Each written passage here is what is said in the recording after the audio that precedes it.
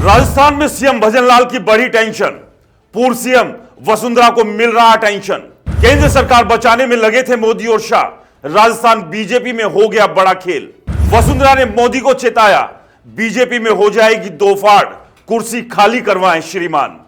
सवाल, आखिर ऐसा क्या हुआ राजस्थान में? भारतीय जनता पार्टी में दो फाड़ होने की बात होने लगी। सवाल, आखिर ऐसा क्या हुआ कि वसुंधरा राजे सिंधिया के सामने पीएम मोदी के झुकने की बात होने लगी।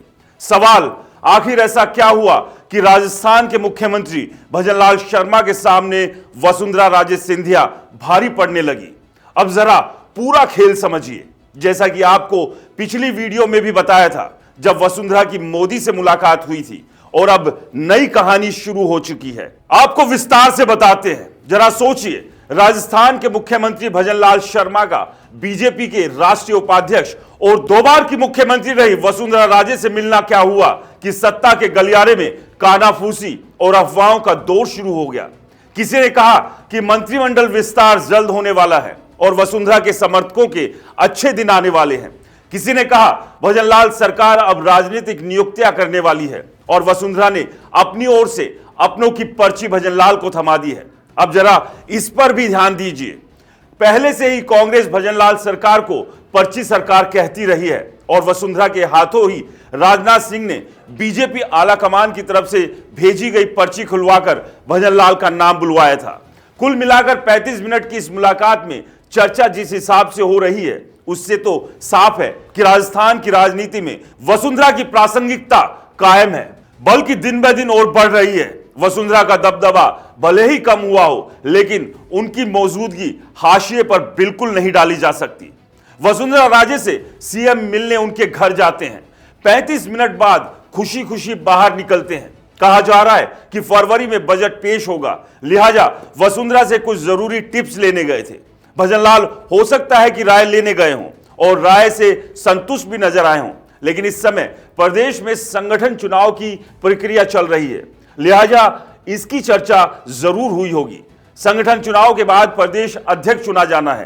पहले सतीश पूनिया, फिर सीपी जोशी को वसुंधरा की तरफ से बिना सहमति के प्रदेश बीजेपी की कमान सौंपी गई, लेकिन वर्तमान अध्यक्ष मदन लाल राठौर वसुंधरा की सहमति से बनाए गए, जिनकी शपथ ग्रहण समारोह में वसुंधरा का राजे का जाना भी हुआ था। जाहिर है कि नए अध्यक्ष की नियुक्ति प्रक्रिया से वसुंधरा को जोड़ने के इच्छुक आला कमान लगता है और भजनलाल के जरिए वसुंधरा तक संदेश भिजवाया गया कि वसुंधरा का कुछ समय पहले प्रधानमंत्री मोदी से मिलना हुआ था। उस मुलाकात के बाद वो राज्य में सक्रिय हुई थी। कहा जाता है कि संघ के कहने पर मोदी ने वसुंधरा को मिलने के लिए बुलाया था। मुलाकात के दौरान वसुंधरा ने साफ कर दिया था कि वो राज्यपाल बनने की इच्छुक नहीं है और राजस्थान में सक्रिय राजनीति करना चाहती है, और वो भी राजस्थान के अंदर रहकर। दरअसल स्वाभाविक है कि वसुंधरा राजे सिंधिया को भी अच्छी तरीके से एहसास हो गया, या यूं कहा जाए कि एहसास कराया जा चुका है कि तीसरी बार मुख्यमंत्री बनने की दूर दूर तक कोई संभावना नहीं बची है। ऐसे में वसुंधरा चाहती है कि उनके समर्थकों को सरकार और संगठन में उचित जगह दी जाए। इनमें आपको बताएंगे कि कौन कौन है। इनमें कालीचरण सराफ है, श्रीचंद्र कृपलानी है, इनका खासतौर से नाम लिया जा रहा है। माना जा रहा है कि बजट सत्र के बाद में भजनलाल मंत्रिमंडल का विस्तार फेरबदल हो सकता है, कुछ को हटाया जा सकता है और वसुंधरा समर्थकों को उसमें शामिल किया जा सकता है। कहा यह भी जा रहा है कि वसुंधरा राजे जब मोदी से दिल्ली में मिली थी, तब उन्होंने गिले शिकवे उनके सामने रखे थे। मोदी के सामने शर्त भी रखी थी। अमित शाह से इस पर चर्चा की मोदी ने, और फिर जेपी नड्डा ने भजनलाल के माध्यम से वसुंधरा तक संदेश भिजवाया। इस बीच वसुंधरा राजे को हकीकत का एहसास है। वह जान चुकी है कि बहुत ज्यादा दबाव डालने की स्थिति में वो नहीं है। ऐसे में शायद यही चाहती है कि वफादार नेताओं को सरकार और संगठन में सम्मान मिले, क्योंकि इनकी संख्या ज्यादा नहीं है और भजनलाल सरकार को ऐसे नेता चुनौती देने की ताकत भी नहीं रखते हैं। लिहाजा भजनलाल को ऐसे नेताओं के एडजस्ट करने में परेशानी भी नहीं होनी चाहिए। लेकिन मजे की बात यह है कि वसुंधरा राजे सिंधिया और भजनलाल शर्मा की मुलाकात को बढ़ा चढ़ा करके पेश करने वाले कुछ समर्थकों को प्रदेश प्रभारी राधा मोहन दास अग्रवाल ने ठंडा कर दिया। अग्रवाल का कहना है कि मंत्रिमंडल में विस्तार या फेरबदल की अभी कोई जरूरत महसूस नहीं की जा रही है। जब जरूरत महसूस होगी तो मुख्यमंत्री जी अपने हिसाब से फैसला लेंगे। हालांकि अग्रवाल ने इशारा किया कि मंत्रिमंडल को छेड़ा जाए तो पूरे तरीके से गढ़ा जाए, ना काम करने वाले हटाए जाएं और काम करने वालों को प्रमोट किया जाए, नए लोगों को हिस्सा बनाया जाए। खैर, इससे मंत्रियों में घबराहट का माहौल है। कहा जा रहा है कि बजट सत्र के दौरान मंत्रियों के कामकाज का आला कमान पूरा हिसाब रखेगा।